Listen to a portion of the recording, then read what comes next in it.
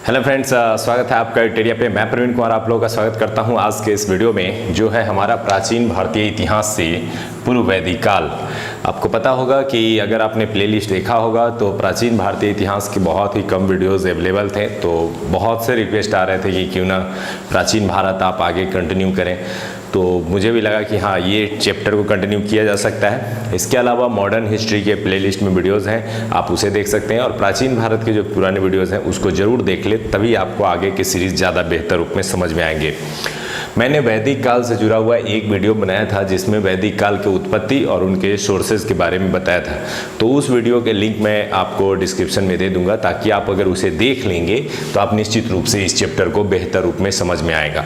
तो चलिए फिर से बात करते हैं, 2 लाइन हम लोग रिवीजन करते हैं, फिर इस टॉपिक पे आते हैं। हमने पढ़ा था कि हमारे भारतीय इतिहास में सबसे प्राचीन अगर व्यवस्थित सभ्यता थी तो वो सिंधु घाटी सभ्यता, जिसे हड़प्पा सभ्यता के नाम से जाना जाता है, वह सबसे प्राचीन सभ्यता थी। उसके 200 वर्षों बाद एक नई सभ्यता का उदय हुआ जिसे वैदिक सभ्यता कहते हैं, क्योंकि इसकी जानकारी वेदों से प्राप्त होती है। और इस वैदिक सभ्यता के अलग रूप देखने को मिलते हैं, जहाँ पुराना रूप एक पहले का रूप है जो थोड़ा व्यवस्थित होता है और दूसरा उससे थोड़ा आधुनिक होता है। यही कारण है कि दोनों को 2 भागों में बांट करके पढ़ने को दिया गया है, जिसमें पहला भाग जो है वो पूर्व वैदिक काल और दूसरा भाग उत्तर वैदिक काल कहलाता है। अगर काल की दृष्टि से देखें तो 1500 से लेकर के 600 ईसा पूर्व के बीच के काल को हम लोग वैदिक काल कहते हैं, और इस काल के बीच में अगर डिवाइड करें तो 1500 से 1000 के ईसा पूर्व के बीच के काल को पूर्व वैदिक काल तथा 1000 से 600 ईसा पूर्व के बीच के काल को उत्तर वैदिक काल कहा जाता है। तो हम लोग सबसे पहले चैप्टर की ओर आए हैं, जो है पूर्व वैदिक काल। अब अगर आप सोर्सेज को देख लेंगे तो उसके बाद आसानी से इसको समझ पाएंगे। तो किसी भी जीवन काल को या सभ्यता के काल को अगर हम पढ़ते हैं तो वास्तव में उसमें 4 जीवन के क्षेत्र देखने को मिलते हैं। पहला राजनीतिक जीवन, दूसरा सामाजिक जीवन, तीसरा आर्थिक जीवन, और चौथा होता है धार्मिक एवं सांस्कृतिक जीवन। अगर इन चारों जीवन के विभिन्न क्षेत्रों को आप अच्छे ढंग से समझ लेते हैं तो किसी भी सभ्यता के न केवल उस सभ्यता को समझ पाते हैं, बल्कि उससे आने वाले प्रश्नों को भी आप निश्चित रूप से बना पाते हैं। तो चलिए इसी सभ्यता के यानी पूर्व वैदिक सभ्यता के इस पार्ट को समझते हैं और कोशिश करेंगे कि इससे जुड़े हुए जो ऑब्जेक्टिव है उसे आप बनाएं, और अधिकांश ऑब्जेक्टिव आपके बनेंगे। और इसके बाद आएगा हमारा उत्तर वैदिक काल का जो चैप्टर, तो उसके बाद वैदिक काल 3 वीडियो में समाप्त हो जाएंगे। तो पहला वीडियो आपको अपलोडेड है, ये दूसरा पूर्व वैदिक काल से जुड़ा हुआ है। तो चलिए दोस्तों शुरू करते हैं पूर्व वैदिक काल के इस अध्याय को। सबसे पहले हम लोग चलते हैं राजनीतिक जीवन की ओर, अर्थात राजनीतिक जीवन कैसा था पूर्व वैदिक काल में। हम जानते हैं कि प्राचीन भारतीय इतिहास में अभी किसी भी प्रकार से जो है ना तो राजतंत्र स्थायी हो पाया था, ना ही लोकतंत्र। तो थोड़ी थोड़ी राजतंत्रात्मक व्यवस्था की जो शुरुआत है वो पूर्व वैदिक काल में ही देखने को मिलती है। यहाँ का जीवन कैसा था तो कबीलाई जीवन था, अर्थात लोग कबीला बना करके रहते थे, और कबीला का समूह जो है वो बड़ा होता था तो उसे जन कहा जाता था।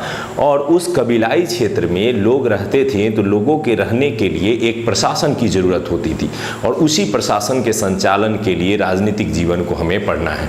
तो चलिए देखते हैं कैसा था उस क्षेत्र का प्रशासनिक क्षेत्र। तो कबीलाई जीवन के क्रम में कबीलों को जन कह के संबोधित किया जाता था, और जन की देख रेख करने के लिए जो सबसे बड़ा अधिकारी होता था उसे राजन कहा जाता था, जो वास्तव में उस क्षेत्र का राजा कहलाता था। तो क्या इसकी राजा की तुलना हम लोग चंद्रगुप्त मौर्य जैसे राजा से करेंगे? बिल्कुल नहीं। यहाँ पर राजा केवल नाम मात्र का राजा होता था, जिसे कबीला के संरक्षण का अधिकार तो प्राप्त था, लेकिन वह अधिकार असीमित नहीं था। बहुत ही सीमित संबंधों में राजा को अधिकार दिए गए थे ताकि वो इस वैदिक क्षेत्र के शासन को चला सके। तो राजा के पास सीमित अधिकार होते थे, ना तो उनके पास नियमित सेना थी, ना ही टैक्स वसूलने की कोई नियमित परंपरा, और ना ही वो अधिकार कि वो अपने इच्छा से न्याय कर सके। तो यानी सीमित अधिकारों के साथ राजन का पद बनाया गया था। आगे देखते हैं कि राजा की सहायता के लिए समिति, सभा, विदत और गण जैसी संस्थाएं बनाई गई थी। अब चूंकि राजा अपने आप में इतना योग्य नहीं था उस समय कि अकेले पूरे प्रशासन को चला सके, इसलिए कई ग्रुप्स मिलकर के उनकी सहायता करते थे।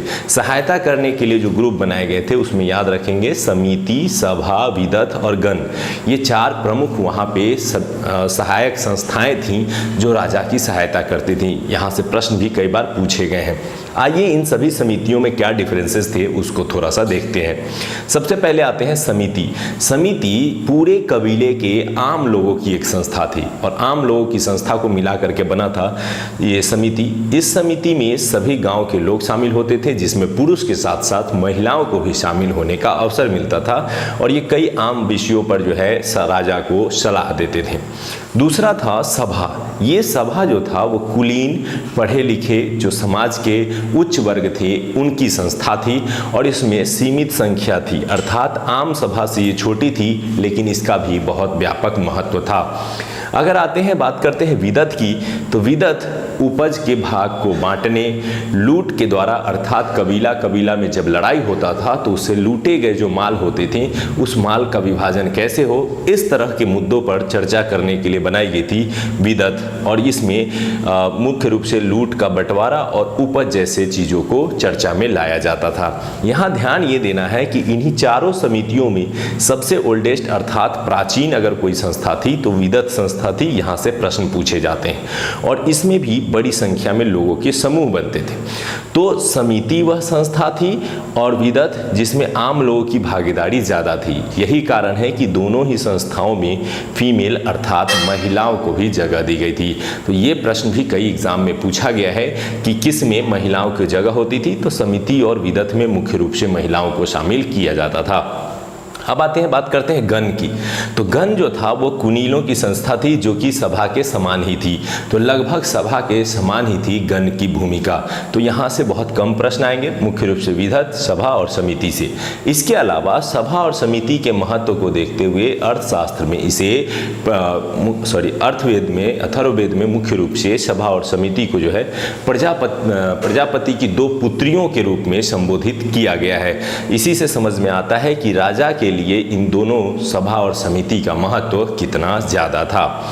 अब आते हैं, बात करते हैं कि राजा क्या इन समितियों के आधार पर ही केवल कार्य करते थे? जी नहीं, उनकी सहायता के लिए कुछ अधिकारी भी नियुक्त किए जाते थे। इन अधिकारियों को रत्निन कहा जाता था। ये भी ध्यान रखेंगे कि जो राजा की सहायता के लिए अधिकारी चुने जाते थे उन्हें क्या कहा जाता था?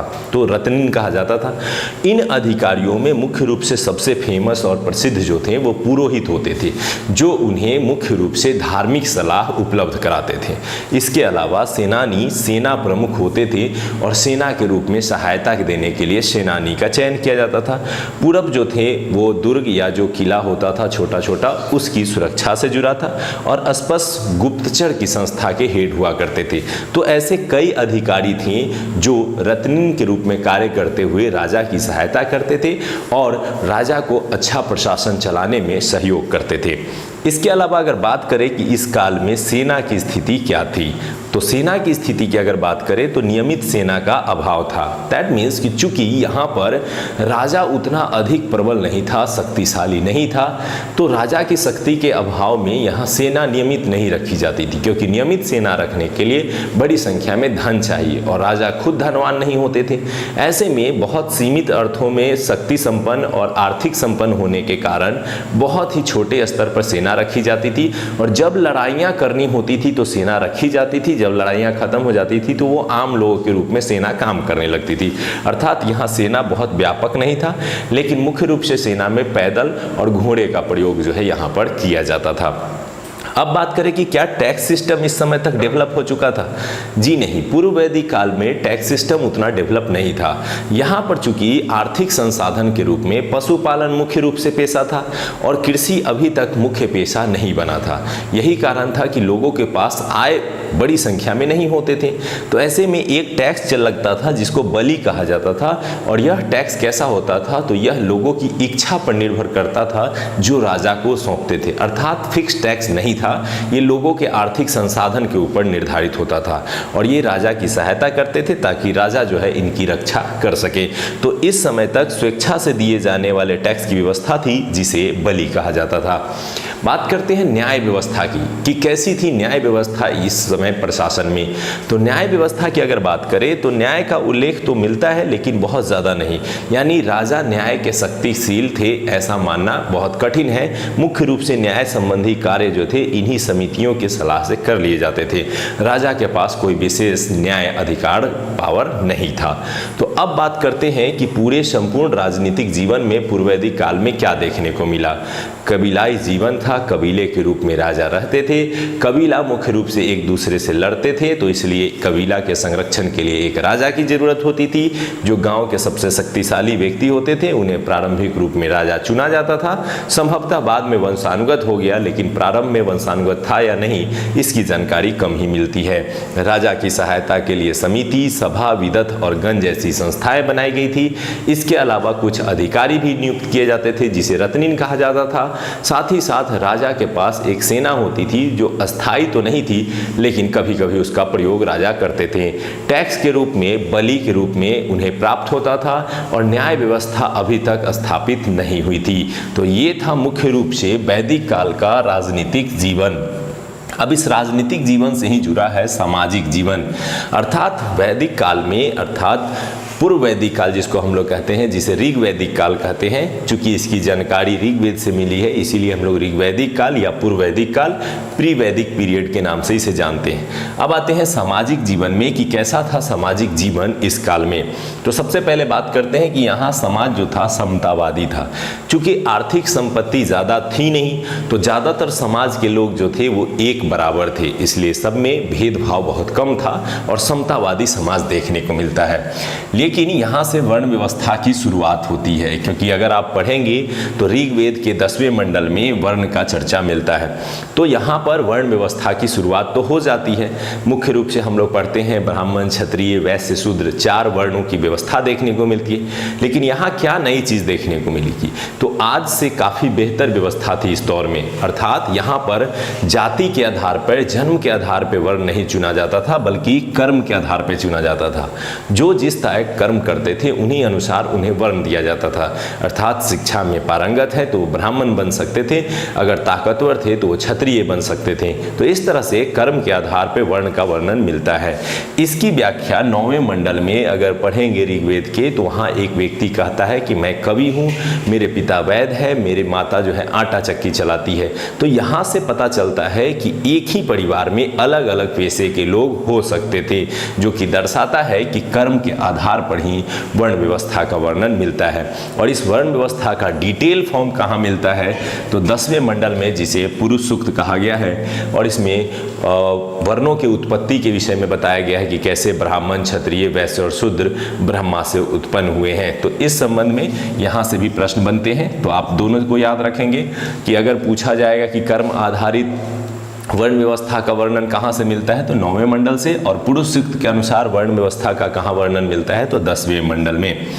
इसके अलावा अगर समाज में बात करें तो समाज के कुछ और अंग थे, जैसे दास, स्त्री, इनकी क्या स्थिति थी। तो दास प्रथा का वर्णन जो है वो पूर्व वैदिक काल में देखने को मिलता है। लेकिन क्या ये दास प्रथा यूरोपियन दास प्रथा के समान था? बिल्कुल नहीं। यहाँ पर दास प्रथा सिर्फ कुछ कार्य के लिए उपयोग में लिए जाते थे और वह एक समाज के अंग थे, ज़्यादा शोषण नहीं होता था। तो केवल आपको ये याद रखना है कि इस काल में दास प्रथा का प्रचलन तो था लेकिन यह काफ़ी संदर्भों में यूरोप की तुलना में कम था। दूसरा अगर बात करें तो समाज में सबसे इम्पोर्टेंट था वो था परिवार, क्योंकि यह समाज की सबसे छोटी इकाई थी और परिवार या जिसे हम लोग कुल के नाम से भी जानते हैं यही सबसे छोटी इकाई थी। इस समय परिवार की क्या विशेषता थी, तो परिवार था पितृसत्तात्मक। आपने पढ़ा था कि सिंधु घाटी सभ्यता में समाज में मातृसत्तात्मक परिवार देखने को मिलता है, लेकिन पूर्व वैदिक काल में, उत्तर वैदिक काल में सब में पितृसत्तात्मक अर्थात पिता ही परिवार का सबसे प्रमुख हुआ करता था। इस परिवार की एक और विशेषता थी कि ये संयुक्त परिवार थे, क्योंकि कई ऐसे अवशेष मिले जहां पर बड़े घरों के प्रमाण मिले हैं, जिससे यह अनुमान लगाया जाता है कि लगभग जो सभी लोग थे एक ही साथ रहा करते होंगे। तो पितृसत्तात्मक और संयुक्त परिवार की व्यवस्था इस काल की सबसे बड़ी विशेषता थी। अब परिवार में अगर बात करें तो पितृसत्तात्मक और संयुक्त परिवार के अलावा समाज और परिवार में स्त्रियों का महत्व भी काफ़ी अच्छा था। अब अगर बात करें एक ग्राफ के द्वारा हम स्त्रियों की स्थिति को देखने का प्रयत्न करें तो आप ये देखेंगे कि पूर्व वैदिक काल और जो सिंधु घाटी सभ्यता थी उस टाइम में स्त्रियों की स्थिति अच्छी थी। धीरे धीरे स्त्रियों की स्थिति गिरती जाती है और आधुनिक काल तक आकर के बहुत नीचे चली जाती है और फिर उसे धीरे धीरे ऊपर लाया जा रहा है, जो वर्तमान में फिर से ऊपर की ओर ग्रो कर रहे हैं। अर्थात यहाँ पर वैदिक काल में अगर देखें तो महिलाओं की स्थिति काफ़ी अच्छी थी। महिलाओं की स्थिति में अगर ध्यान से देखें तो उपनयन संस्कार 16 प्रकार के संस्कारों का वर्णन किया गया है, जिसमें सबसे महत्वपूर्ण उपनयन संस्कार को माना जाता है। तो उपनयन संस्कार या शिक्षा प्राप्त करने का अधिकार जो है वो स्त्रियों को प्राप्त था। परिवार में भी स्त्रियों का सम्मान किया जाता था। इसके अलावा स्त्रियों में मुख्य रूप से सभा, यहाँ आपने पढ़ा कि जो समिति थी और विदत थी उसमें भाग लेने का अवसर मिलता था।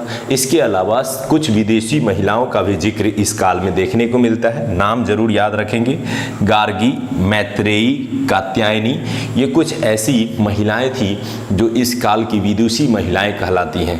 ये मुख्य रूप से ऋषि परिवारों से जुड़ी थी, जिनके कारण इनका शिक्षा जो है वो काफ़ी बेहतर था।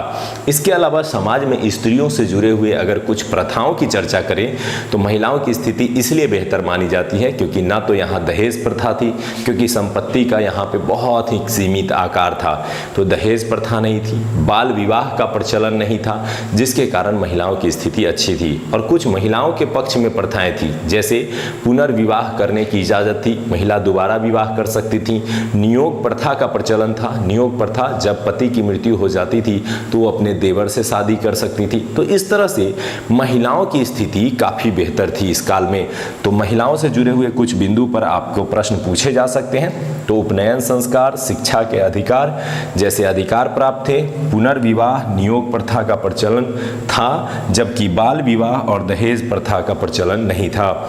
और बात करें समाज में कुछ अन्य बातों की, तो समाज के लोग कैसे थे, तो भोजन के रूप में शाकाहारी, मांसाहारी दोनों प्रकार के भोजन करते थे। और शाकाहारी में मुख्य रूप से दूध, ये सब विशेष रूप से थे, और मांस और मछली मांसाहारी जीवन के अंग थे। और मनोरंजन के लिए ये आपसी जो खेल हैं उनका उपयोग करते थे, जिनमें मनोरंजन के लिए पासा, नृत्य, घुड़दौड़, ये सब मुख्य रूप से जो है इनके मनोरंजन के साधन थे। तो आइए फिर से एक बार सामाजिक जीवन को दोहराते हैं, फिर हम लोग आगे बढ़ेंगे। तो सामाजिक जीवन में अगर ध्यान दें तो समाज समतावादी थे। यहाँ पे वर्ण व्यवस्था कर्म आधारित थी, अर्थात वर्ण व्यवस्था ज़्यादा कठोर नहीं थी। समाज में परिवार सबसे मूलभूत इकाई थी। और परिवार क्या था, तो संयुक्त परिवार होते थे, पितृसत्तात्मक परिवार होते थे। समाज में दास प्रथा का प्रचलन था, लेकिन दास प्रथा कठोर नहीं था। समाज में महिलाओं की स्थिति अच्छी थी, उनके साथ जो व्यवहार होता था वो अच्छा होता था, उनको शिक्षा पाने का अधिकार था, उन्हें समिति, विदत जैसी संस्थाओं में भाग लेने का अवसर मिलता था। तो इस प्रकार से अगर आप देखेंगे तो सामाजिक जीवन में महिलाओं की स्थिति काफ़ी अच्छी थी। अब आते हैं आर्थिक जीवन में। यहाँ से भी कई प्रश्न जो है एग्जाम में पूछे जाते हैं। जैसे सबसे पहला प्रश्न पूछा जाता है कि पूर्व वैदिक काल जो है, उस पूर्व वैदिक काल में सबसे मुख्य पेशा क्या था। तो चूंकि इस समय तक कृषि का व्यापक प्रयोग नहीं हो रहा था, इसी कारण से इस टाइम तक पशुपालन ही मुख्य पेशा के रूप में अपनाया जाता था, और पशुपालन कार्य ही सबसे मुख्य पेशा था। आप पढ़े भी होंगे कि वैदिक काल में सबसे पूजनीय पशु गाय थी, तो गाय का महत्व विशेष था। गाय से जुड़े कुछ पॉइंट पूछे जाते हैं, जैसे गाय को अघन्या कहा जाता था, अर्थात गाय की हत्या करना जो है वो पाप था, यानी गाय जो थी वो अमारणीय पशु थी। चूंकि इनसे काफी लाभ मिलता था, इसलिए गायों की हत्या करना मना था। और इसका प्रयोग जो है 176 बार किया गया है ऋग्वेद में, इसलिए समझा जा सकता है कि गाय सबसे महत्वपूर्ण पशु थी। इसके अलावा घोड़ा जो था वो काफ़ी प्रिय पशु था, क्योंकि इसका प्रयोग रथ के रूप में या घुड़दौड़ के रूप में या सेना के रूप में काफ़ी हद तक किया जाता था। तो घोड़ा दूसरा प्रमुख पशु के रूप में आप याद रख सकते हैं। पहला प्रमुख पशु जो था गाय था। गाय के महत्व के इसी बात से आप समझ सकते हैं कि जब ये राजनीतिक जीवन में कबीला एक दूसरे से लड़ाई करते थे तो कई बार गायों गायों के लिए लड़ाई होती थी। गायों को जीतने के लिए ही लड़ाइयाँ लड़ी जाती थी, क्योंकि उस समय तक जमीन का महत्व बहुत कम था और भूमि के लिए लड़ाइयाँ नहीं होती थी। भूमि मुख्य रूप से चारागाह के रूप में ही बहुमूल्य मानी जाती थी। तो गाय का महत्व आप समझ सकते हैं। तो एक तो पॉइंट आपको ये याद रखना है कि पूर्व वैदिक काल में मुख्य पेशा क्या था, तो वो पशुपालन था। अब बात करते हैं कृषि की। तो कृषि इस समय मौजूद जरूर था, लेकिन कृषि का रूप उतना व्यापक नहीं था। इस समय तक कृषि कार्यों में मुख्य रूप से गेहूं, जौ आदि फसलों को ही उपजाया जाता था और जीवन के मूलभूत इकाइयों में कृषि का महत्व पशुपालन के बाद ही आता था। इसको इससे भी समझा जा सकता है कि ऋग्वेद में इसके लिए मात्र 24 मंत्रों का प्रयोग किया गया है, जबकि गाय का प्रयोग जो है वो 176 बार किया गया है। तो यानी पशुपालन कृषि की तुलना में अधिक महत्वपूर्ण था पूर्व वैदिक काल में। जब उत्तर वैदिक काल में आएंगे तो कृषि अधिक महत्वपूर्ण हो जाएगा और पशुपालन कम महत्वपूर्ण हो जाएगा। अब बात करते हैं कि उद्योग की। तो आर्थिक जीवन में उद्योग की क्या स्थिति थी, तो समझ सकते हैं कि उस समय तक चूंकि कृषि नहीं था तो प्राइमरी सेक्टर ही सेकेंडरी सेक्टर को सपोर्ट करता है, अर्थात प्राथमिक क्षेत्र जितना उन्नत होता जाएगा द्वितीयक क्षेत्र भी उतना ही उन्नत होगा। लेकिन यहाँ पर प्राथमिक क्षेत्र उन्नत स्थिति में नहीं था। यही कारण है कि उद्योगों का विकास नहीं था। उद्योगों में बहुत ही सूक्ष्म रूप के उद्योग जैसे बढ़ईगिरी, बढ़ई का काम करना, रथ बनाना जैसे काम जो है मुख्य रूप से शामिल होते थे। इस समय तक बहुमूल्य धातु की खोज भी नहीं की गई थी, इसलिए धातु से जुड़े हुए उद्योग भी बहुत सीमित थे। इस समय तांबा का प्रयोग जो है एक धातु के रूप में किया जाता था, जबकि लोहा का प्रयोग जो है वो उत्तर वैदिक काल में शुरू होता है और उस लोहे के प्रयोग ने ही भारत में क्रांतिकारी दौर को शुरुआत दी थी। तो वो हम लोग उत्तर वैदिक काल में पढ़ेंगे। अब बात करते हैं व्यापार की। तो उद्योग के बाद ही व्यापार संचालित होते, अर्थात उद्योग जितना उन्नत होता जाएगा व्यापार भी उतना ही उन्नत होगा। तो चूंकि इस समय उद्योग अच्छा नहीं था, जिसके कारण व्यापार भी बहुत सीमित थे। व्यापार केवल आंतरिक थे, अर्थात एक कबीला क्षेत्र में व्यापार होता था या एक कबीले से दूसरे कबीले में व्यापार किया जाता था। कभी भी यहाँ विदेशी व्यापार के प्रमाण नहीं मिले हैं। तो बहुत ही सीमित आधार पर व्यापार था। अब व्यापार के लिए क्या चाहिए, तो मुद्रा चाहिए। तो यहाँ पर मुद्रा का प्रयोग नहीं मिलता है। आपको ये ध्यान रखना है कि मुद्रा का प्रयोग भारत में लगभग 600 BC के आसपास आकर के शुरू होता है। तो यहाँ पर इनके पास मुद्रा का प्रयोग नहीं था, ये पैसे की खोज इन्होंने नहीं की थी। तो व्यापार कैसे होता था, तो उस व्यवस्था को कहते थे विनिमय व्यवस्था। एक वस्तु को देना और बदले में दूसरी वस्तु लेना।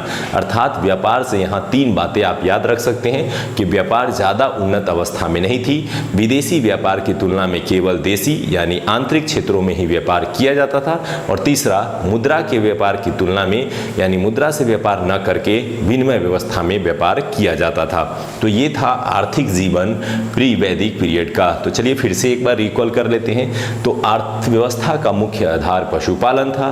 कृषि अवस्था उतनी उन्नत रूप में नहीं थी। घोड़े का प्रयोग, गाय का प्रयोग मुख्य रूप से देखने को मिलता है।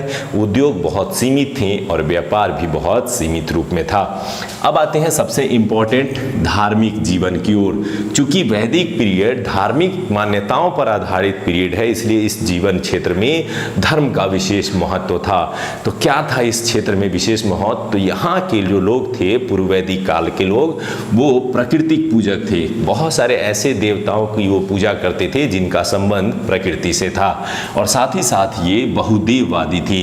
एक देवता नहीं बल्कि कई देवी देवताओं की पूजा ये करते थे। तो अर्थात वैदिक पीरियड मुख्य रूप से धार्मिक प्रधान था, जिसमें प्रकृति और देवी देवताओं की पूजा की जाती थी।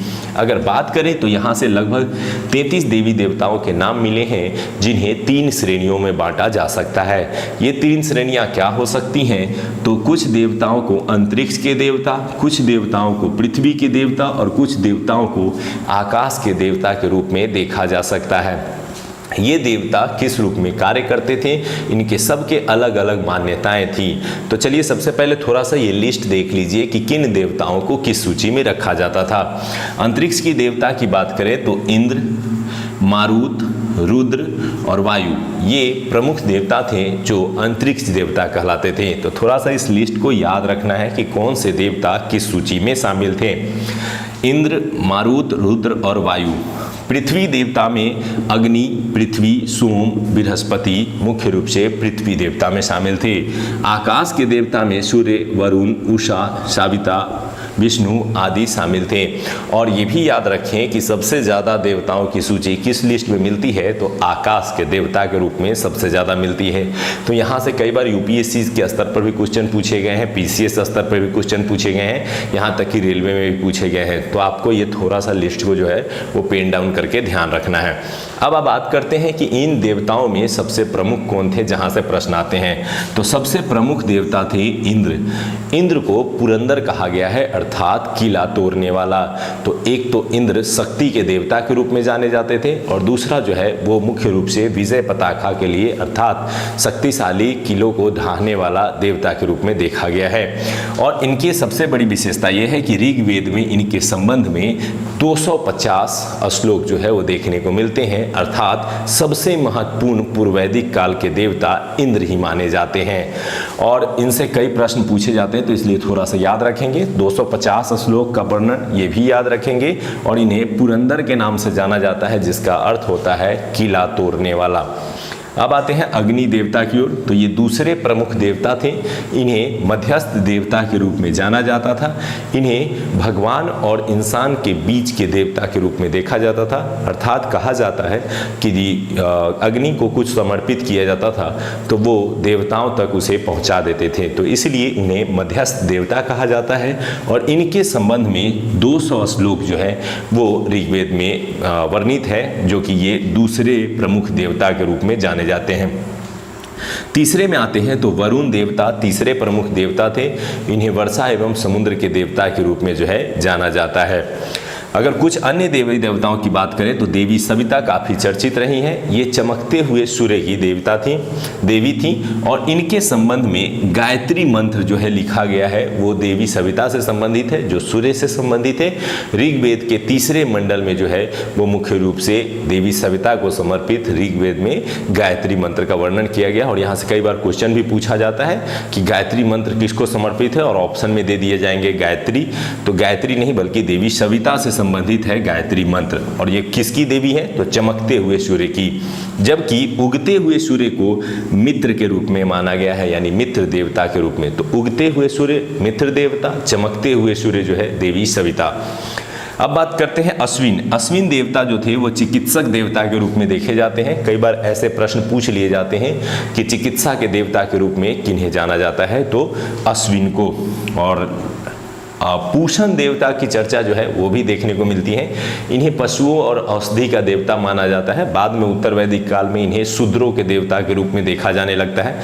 तो पूषण देवता का संबंध किससे था, तो पशुओं और औषधि से था। और लास्ट सोम देवता। सोम जो थे वो सोम रस का पान करते थे। वो जब भी कुछ विशेष अवसर होता था तो सोम रस पीते थे, जो कि एक प्रकार का भांग जैसा होता था।